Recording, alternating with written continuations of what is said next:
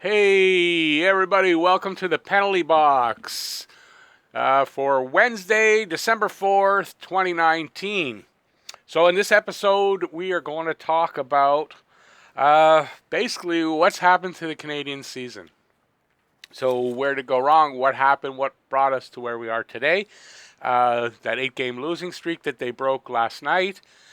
With the 4-2 win over the New York Islanders here at home. So we're going to talk about basically, okay, what happened to bring us here. I want to talk about Marc Bergevin and basically talk about the job he's done making trades and deals.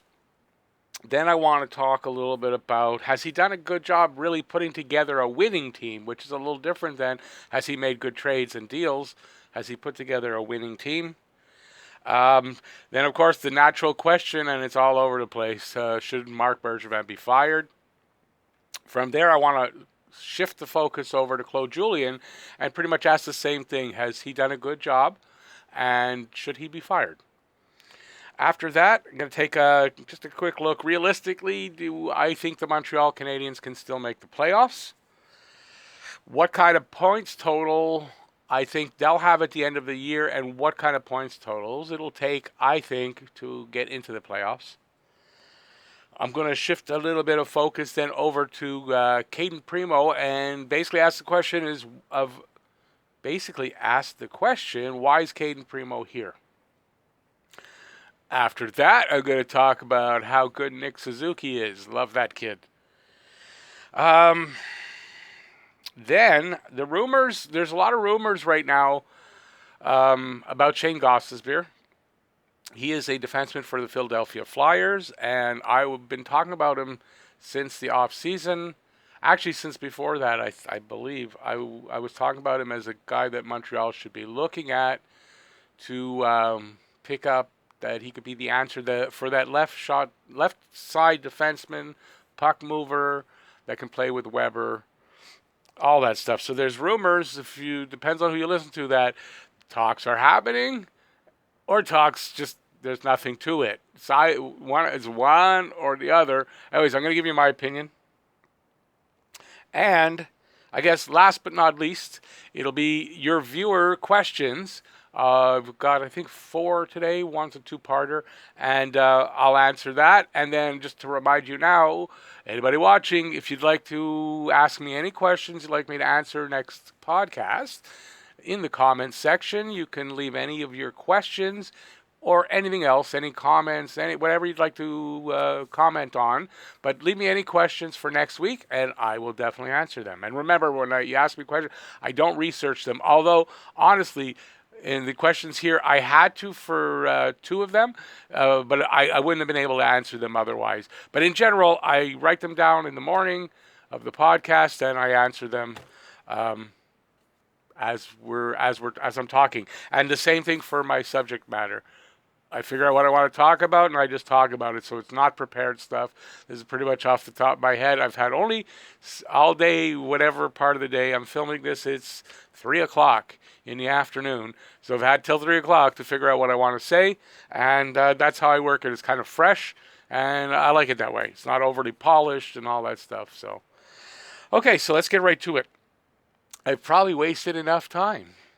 Okay, so first question is what happened to bring us to where we are today with the team that lead up to this 8-game losing streak? And I think it's a couple of things. Maybe not the biggest one, but the first part would be the lack of addressing the left side defenseman problem, the top 4 guy. Now, to say, is Victor Mete not a top 4 defenseman? I think he is. He might not be today. He's really young, don't forget. He's only, if he's 22, I'm not sure. I think he's 22 now. So he's really young. He's going to grow. He's a little on the small side for me for that, but I really love his talent, his skating. I love his potential. But quite honestly, for the next couple of years, we could use somebody that's a little bit more experienced and a little bit more offensively gifted to work with Shea Weber. So that's one of the reasons. I think the second thing that brought us to this, because we've known going into the season and for much of the kind of up and downness of the season that it was mostly due to the defense because, quite frankly, offense has been great. Okay, so with the injury to Jonathan Drouin and Paul Byron, although Paul Byron wasn't contributing at the time as much as we would like to have seen him contribute on the offense, Drouin definitely was. Drouin was a big part of this offense. So losing him for 2 months, it kind of forced a lot of the offense up to the top 2 lines only, and it left a hole on the back end of the bottom 6, and it kind of exposed the defense. The problem on defense of there's with a better puck mover, because they've had trouble getting out of their zone for a long time, I found. All season especially, they've had problems. Some games not, but most games, on and off, they've got problems clearing their zone. And that's a defensive issue. So I find that since Drouin got injured, we hadn't won a game, 8 games. It really exposed this problem. They can't get out of their zone, causes a lot of good chances for the opposition, and we're getting how many goals were scored in that last 4 or 5 games of the losing streak, or the winless. It was a winless streak. We did get points, went to overtime a couple times. So I think that's how we got to where we are today. The defense got exposed, and we got to do something about it. I don't want to. One of the things that we needed to do about it is actually kind of in the works, because the results of that showed in the game last night against the Islanders. And I'll get to that when I'm talking about Claude Julien. So we have to address this problem because it's been exposed, and quite frankly, it's not going to completely go away, even though if this new solution that they've come up with that's working, that worked against the Islanders, works for a while, I don't think it's something that you could ignore and say this is the Band-Aid for it's going to work all. I don't know. Okay, so now has Bergevin, Marc Bergevin, has he done a good job trading and making deals? Now, one of the questions that I'm going to answer was specifically about Bergevin's best deal, Bergevin's worst deal. So I looked them up, and I found a few I like for the best. For the worst, they were so benign that weren't even worth talking about because there was nothing bad. It's not like, it was trading a guy for a draft pick. I don't even understand some of the bad ones. They're not worth talking about. So if that's his worst, has he done a good job trading? Yeah, he has. I'm not going to give specifics right this minute because I'm going to in the viewer questions section. So if you want to hear what I think is his best trade, I'm going to actually give 1 and 2 honorable mentions. You're going to have to wait a little bit till the end. Sorry about that, but I just don't want to do it twice. So I think he's done a really good job trading. That is, acquiring players and what he's had to give up and what the players have given the team as opposed to the guys that he's given up. The guys he's given up have not scored anywhere near to what the guys that have come in. I'll talk about it after, but just look at Subban and Weber. It's been, I don't know how many years. It's been 3-4 years since the Subban-Weber trade. Look at the results. Shea Weber on pace for 67 points. He's second on the team in points and goals and all this kind of stuff. He's right up at the top, having a great season, showing that he's a true leader. And then look over at Subban. He's got like 5-6 points. He's not playing well. We played them a couple of times. I said to friends that he doesn't look like the same Subban. So has he done like a visionary's job of making trades? I think so. He's given out guys that maybe when the trades, because I was going over the trades, oh my God, one of his worst trades was shown as Domi and Galchenyuk. And it's like, what? And then you got to look at the date that was written, right? It was right after the trade. Nobody knew that Domi. But I mean, so some of the trades that he was knocked about have turned out quite well, right? PK Subban Weber trade. I mean, that to me, that's a big win for Montreal. And every year it becomes more of a win. So he's done good on the trading. As far as making deals, I'm trying to think of, if you want to say making deals, I mean, trades are making deals. Signing UFAs and stuff like that, maybe not so much has he done great, but he hasn't, like, other than Carl Alsner, because you're going to definitely, Carl Alsner, that's the bad one. But take away Carl Alsner, and it's not been horrible. It hasn't been anything, I don't think has been anything to hurt the franchise, right? Oh, also, one of the trades that they say is bad was Sergachev for Drouin. But if you go how Drouin's playing now and going forward, you can see how that trade, which you might say now is not a great one because Sergachev's a body we could really use here. I think down the road, as long as Drouin stays on the track he's on, we're going to say that was at the very worst an even trade. Okay, so has he done good trades? Yes. Has he made good deals? I can't say he's made good deals, but he hasn't really made any really bad ones other than Carl Alsner. If I'm forgetting one, then you let me know in the comment section. I might be forgetting something, but I mean, I was looking, I didn't see anything that I could tell. So, has he done a good... Now, you might think it's the same question, but it's not. Has he done a good job putting together a winning team? And it's not the same question, and I kind of...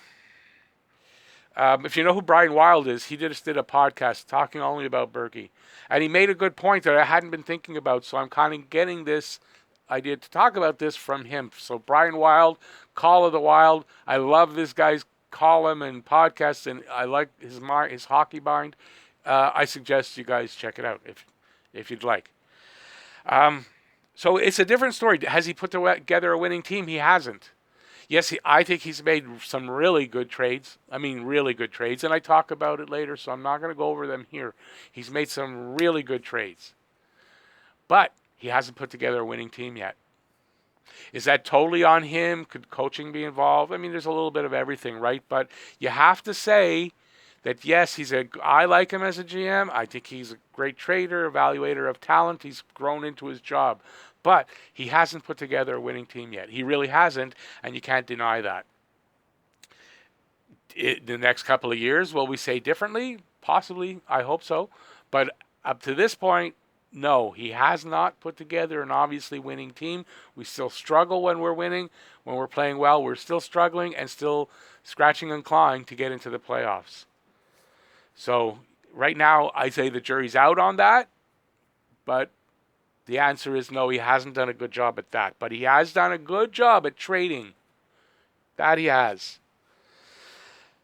Should he be fired for what's going on this season, for his lack of addressing the left-hand defenseman for the last couple of seasons? And I guess that's a complicated question. For me, I like the job he's been doing. I don't think he should be fired. Personally, I would say I don't think he should be fired. I can kind of understand why people might think or might feel that way, that he should be. But I don't think he should be, and I don't think he will be. Do I think there's like fire under his chair to get things done? I do. I think he needs to do something really soon. As a matter of fact, I think we need to see a trade. Not for an offensive talent, though, but to fix the defense. So I'm not going to even really talk about Taylor Hall. I did a video about it. My thoughts are very simply, when you got a hole on defense and you don't have one on offense, trading for a big offensive star isn't really going to do you much to win. So if you're all going, we want to win, let's get Taylor Hall, then why are you saying I want to win? Because there's still a hole on defense. Or there's still a problem on defense that needs to be solved before getting a guy like Taylor Hall is going to do any good. So should Bergevin be fired? I say no. Will he be fired? I don't think so right now, but I was saying earlier in the season that I think even at the end of the season, if they lose, he won't be fired. That might not be the case anymore. I do think he has a little more pressure at this point than I thought he might have to win and get into the playoffs, and that could cost him his job. But for the moment, immediate future, I don't see this happening, and I don't think it should happen. So let's shift focus over to Claude Julien and ask the similar question. Well, the same question. Has he done a good job? No, he doesn't make the trades and he doesn't all that. I get that. But has he done a good job as a coach in adjusting to the different things he needs to adjust his team to as the season goes along? And I have a two-part answer to that, kind of in this way. I think he took a little long to adjust the defense. So I think he's at fault for taking a little longer than he should have and having to wait till, like, okay, Drouin got injured and they went on a decline, and having to wait till then, and then 8 games in before, well, 6 or 7 before he really made an adjustment. So I'm going to say at that point you could say he was on shaky ground, right? But if you look at the job, and he announced it, he said he has a plan to turn things around, but the players are going to need to buy into it and execute. And he's going to do everything he can to have this happen. And if you look at the turnaround against the Islanders, you can go and say, okay, the Islanders aren't back-to-backs and they looked a little tired. Yeah, but how badly were the Habs playing 4 games before? They kind of turned it around 3 games before. And I almost forgot what I was going to say. So how badly were they playing to how well they played especially against Boston, especially against the Islanders, and they kind of turned it around against Philadelphia. So it's the last 3 games. So he's implemented a new system. They've bought into it. He sold them on it, and they're executing it. And the results are dramatic. They cut back on the odd man rushes. They totally tightened up their defense in general. They're playing a much safer game. The defense, you're not going to see them pinch as much and be playing around the net as much. They're playing a much safer game, and it's going to work out a lot better for them going forward.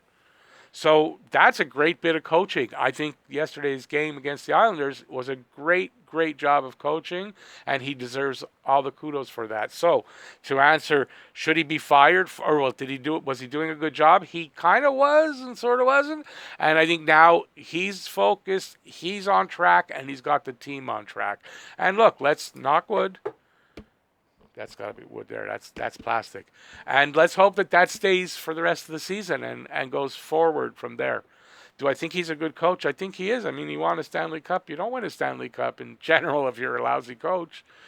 And he's also adjusted his way of coaching. They asked him to change up how he coaches, want to bring in some of the kids and get them going and all that, and he's done that.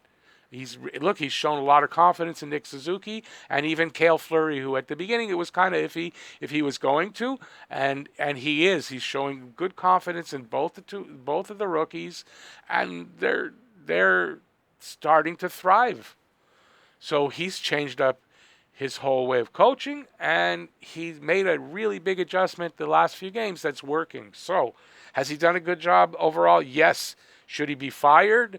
No, and I've been saying this for a while. Even before the changes were made, I've been saying this for a while. You can look at this team through that whole losing streak, and you can see this team hasn't lost the team.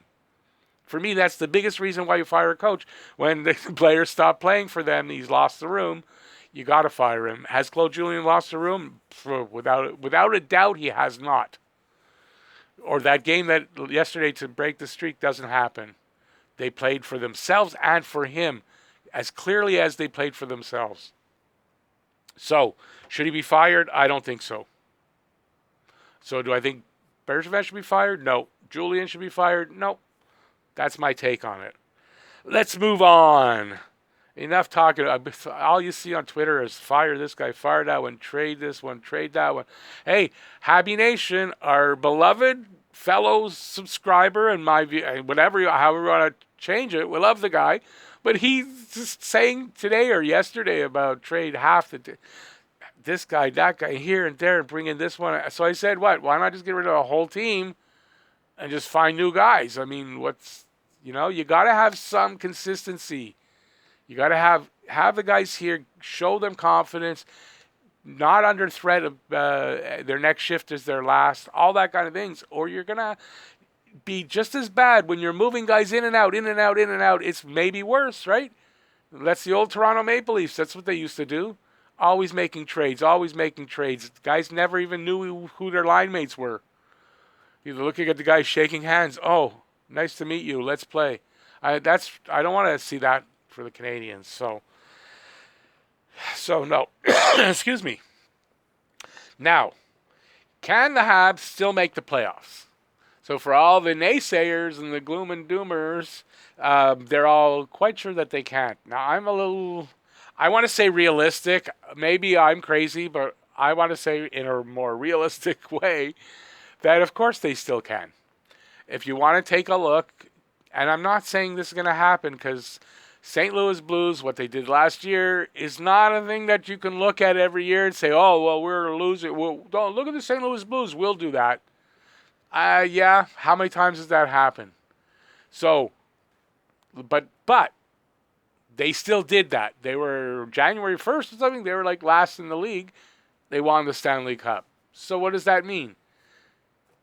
Habs can still make the playoffs. They're only 1 point out of second place. There's still plenty of opportunity. But going forward, they have to have more consistency. They've got to win the games they need to win. They can't lose against the teams they should win against in general, right? It's going to happen here and there. They've got to get the bounces and all those things that went well for them yesterday that hadn't been going well, the bounces, the calls, whatever. Those things that need to happen, that luck part of the game. If you're going to be a winner, you got to have a little bit of that luck or it's not happening. So, yeah, they can make the playoffs, but they've got to, moving forward, they got to play like they played yesterday every game. Nobody takes a night off. Nobody takes a minute off of a game. That's what you got to do. And they can get themselves back pretty quickly with being only 1 point out of second place.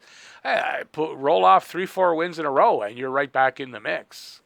So that's not a problem, and they can do this.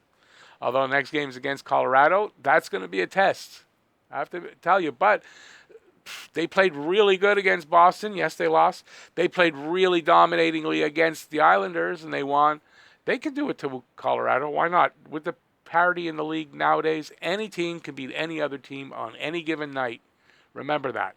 Not to say that it's going to happen all the time, but any team has a chance every night. Okay, so I think that they can make the playoffs. So now, what kind of points will it take to make the playoffs? And what kind of points do I think the Habs realistically can get? They got 96 last year. At some point, they were on a pace for the same.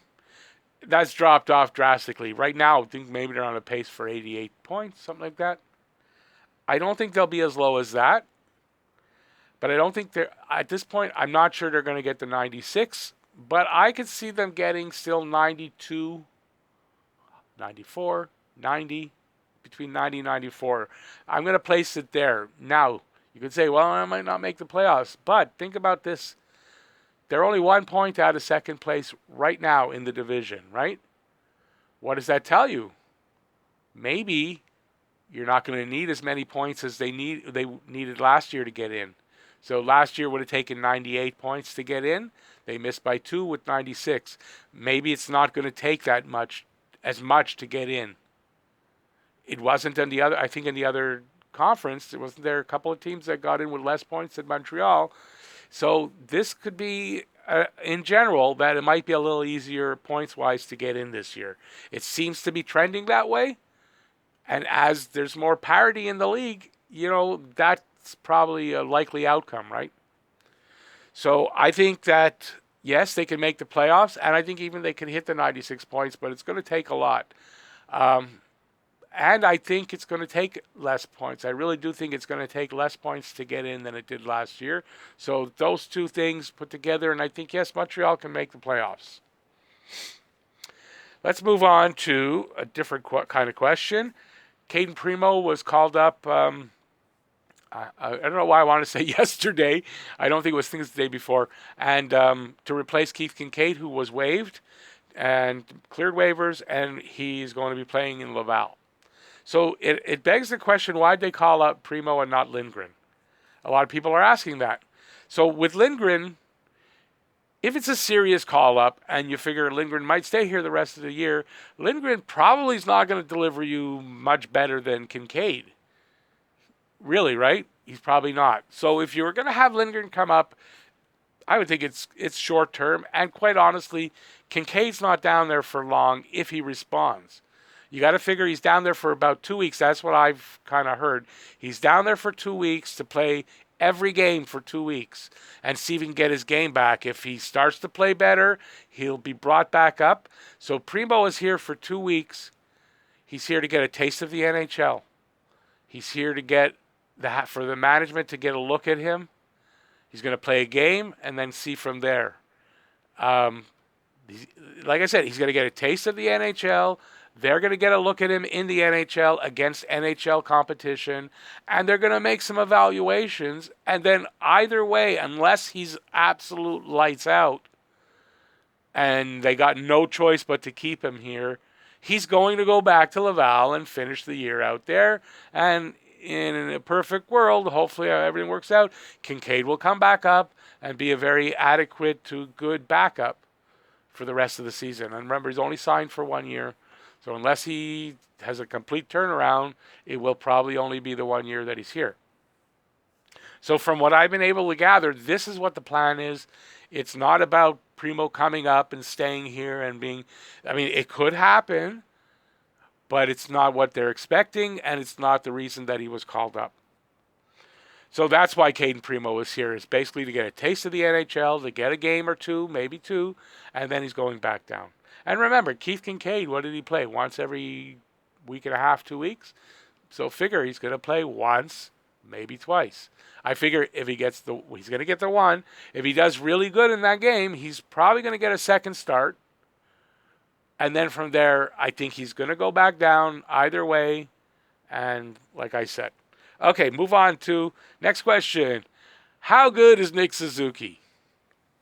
If anybody watching now has been watching me for a long time, you know I've been talking about Nick Suzuki for midway, well, around playoff time. Last play when we weren't in the playoffs, I turned my focus to the prospects and discovered Nick Suzuki after hearing a lot about him, and started covering him and talking him up and telling you how much I think he's going to be great and all that. And the good news for me, and for us as Habs fans, and for the Habs, and for Nick Suzuki, is that he seems to be everything that we've been hoping that he could be. He seems to be. It's going to come true, because this kid's vision, his hockey IQ, and the speed at which he processes the game, we've all heard it's second to none. He's whatever, and it seems to be true. He processes the game so fast. He sees the ice so well. His skills are starting to come out. It's different going right. Look, from the OHL to the NHL. You can understand where he's not as confident in his skills. He's not as in executing them. Let me say that. So he defers a little bit to his teammates and older, more experienced, and he gets them the puck, and he's not. But he's starting to shoot. He's starting to try to make plays on his own, and you can see the potential there.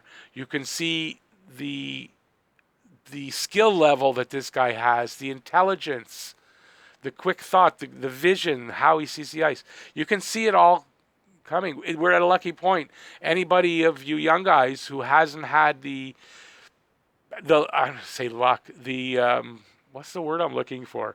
Anyway, wasn't lucky enough to be able to see the development of great teams and great players like I was lucky in the 70s and somewhat in the 80s to do. Well, this could be the first really true Montreal Canadiens superstar that a lot of you guys are getting to witness the birth of, let's say.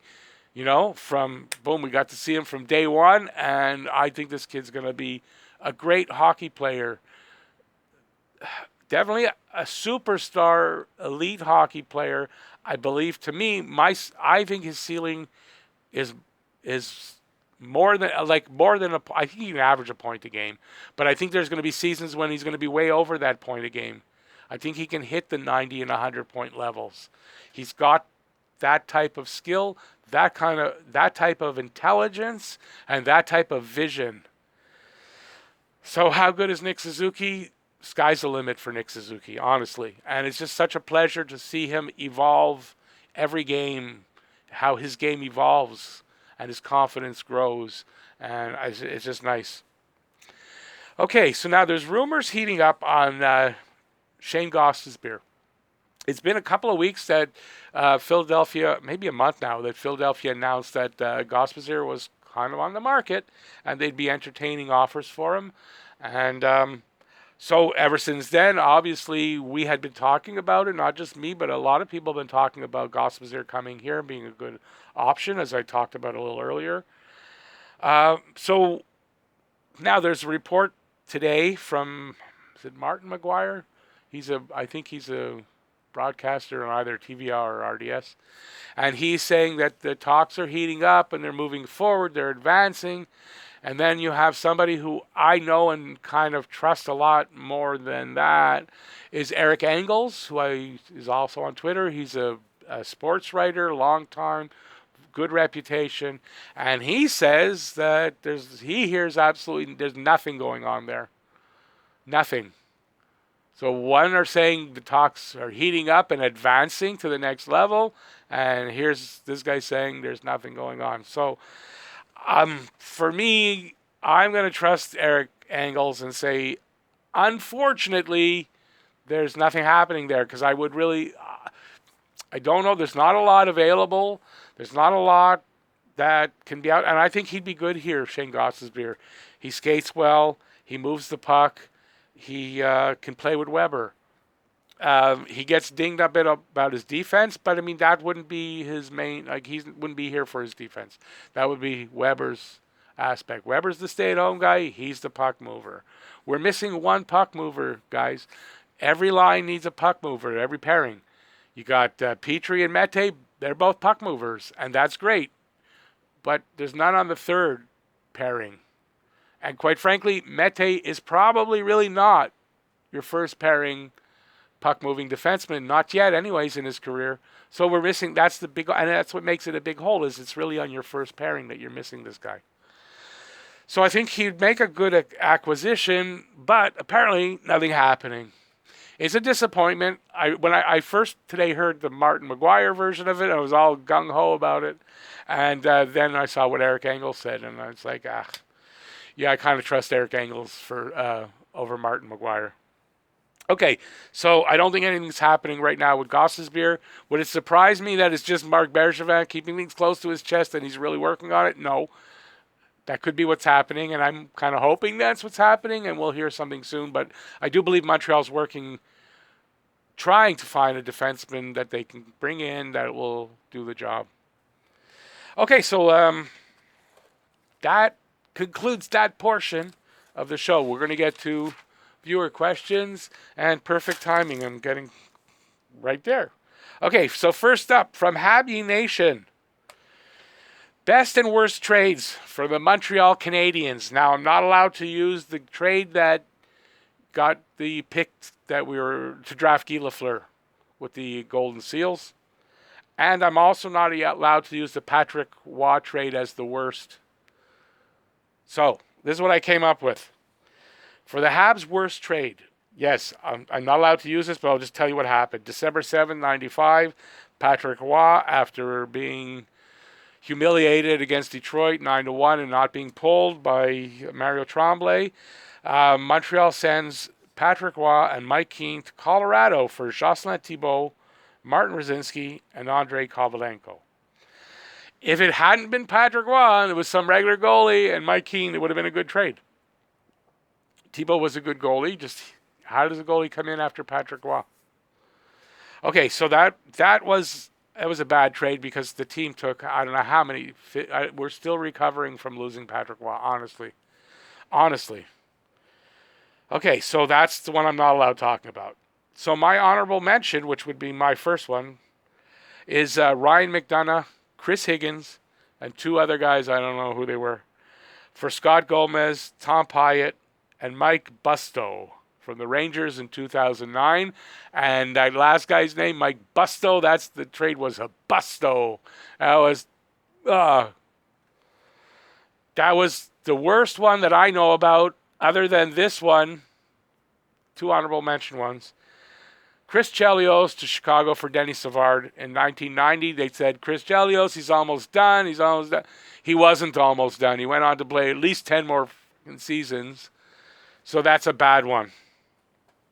So those are my two for it. So Habby Nation, I think it's Habby Nation who gave me that question because I couldn't find the question, but I remember it being asked, and so I wrote it in here. So if it's not Habby Nation, let me know who it was in the comment section.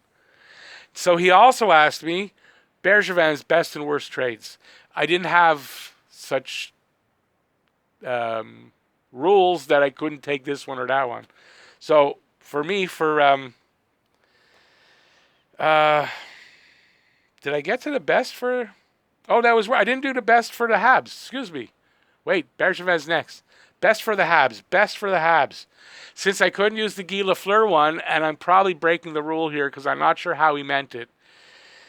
The best trade then was after they picked up the pick that was going to be Guy Lafleur, and believe me, they knew that was going to be Guy Lafleur. They sent Ralph Backstrom to L.A. for two guys that, who cares? In 1970, and that allowed L.A. to stay ahead of Golden Seals in the standings and give the Golden Seals would finish last overall. It gave Montreal the first overall pick. Now, if I'm breaking the rule because you meant that trade wasn't allowed, I have two more. In 1964, they traded Paul Reed and Guy Allen to Boston for Ken Dryden. 1964. Dryden did not want to play here right away. He went to get his BA, his Bachelor of Arts, and that's why he didn't come up till 69, the end of 69. Or 7, I don't remember, 69 or 70, but that's why it took so long.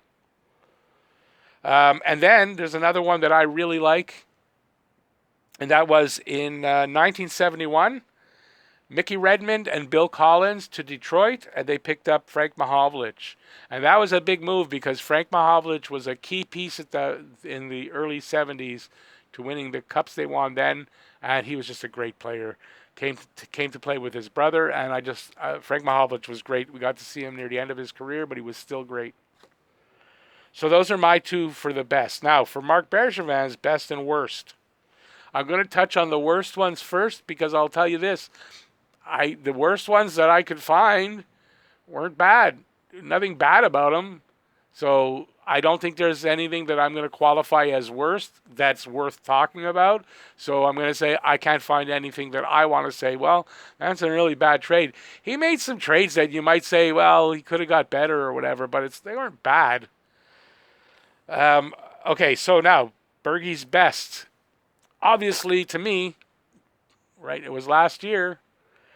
Beginning of the season, Max Pacioretty to Vegas for Thomas Tatar, Nick Suzuki, and the second-round pick, who they traded a second-round pick to acquire later picks, and it turned out to be Matthias Norlinder, who I think could be another big name. So that Max Pacioretty might have gotten us three really good players, and yeah. And if you go back, that's the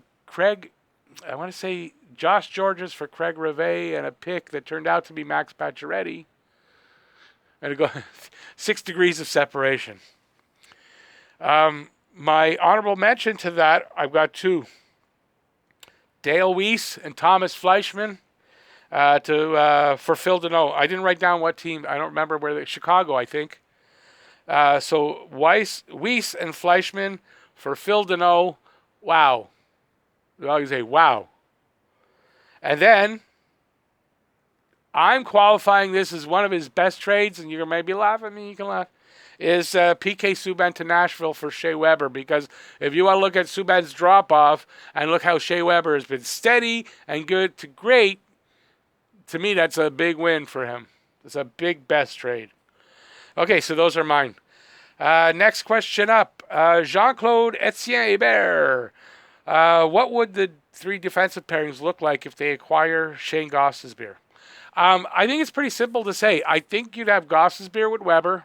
I think you'd have Sherratt and Petrie. And I think you'd have Mete and Fleury. That's how I think it would be. With Kulak as the guy on the outs, but the next guy to call in to fill in.